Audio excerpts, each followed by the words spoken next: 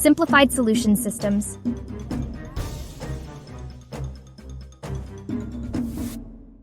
Your vision, our expertise.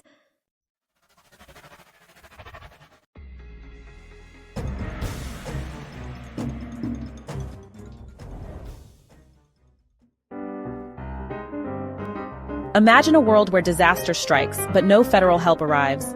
A hurricane devastates the Gulf Coast, wildfires rage across California, and tornadoes rip through the Midwest. But this time, FEMA isn't coming. What happens next? The Federal Emergency Management Agency, or FEMA, plays a crucial role in disaster relief across the United States. But with recent discussions about abolishing FEMA, what would this mean for states, individuals, families, businesses, and nonprofits? Let's break down the numbers and the real-life consequences of shutting down FEMA. FEMA provides billions in disaster relief, but some states rely on this funding more than others.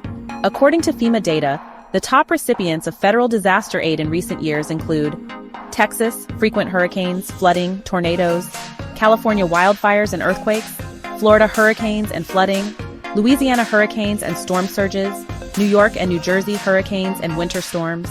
If FEMA is eliminated, these states would have to cover billions in disaster relief on their own or leave communities stranded. For families, FEMA provides direct financial aid for home repairs, medical expenses, and temporary housing. Without FEMA, many survivors would be left without shelter, food, or financial support after a disaster. Without FEMA's help, we wouldn't have had anywhere to go. Disasters cost businesses billions every year. FEMA's relief programs help small businesses recover and keep communities afloat. Without FEMA, economic losses would skyrocket, forcing many businesses to shut down permanently. Imagine the next major hurricane in Florida or wildfire in California. Without FEMA, entire local economies could collapse. Nonprofits also depend on FEMA for grants and emergency funding. Organizations that provide shelter, food, and medical care during crises would struggle to meet the increased demand. This means fewer shelters, less food aid, and more struggling communities in the aftermath of disasters.